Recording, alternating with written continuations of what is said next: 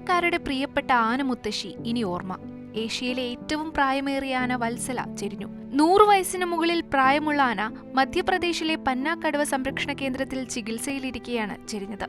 Medical വിദഗ്ധരുടെ നിരീക്ഷണത്തിലിരിക്കെ ആരോഗ്യാവസ്ഥ മോശമായി ആന ചെരിയുകയായിരുന്നു. എന്നാൽ ഏഷ്യയിലെ ഏറ്റവും പ്രായമേറിയ ആനയും കേരളവും തമ്മിലൊരു ബന്ധമുണ്ട്.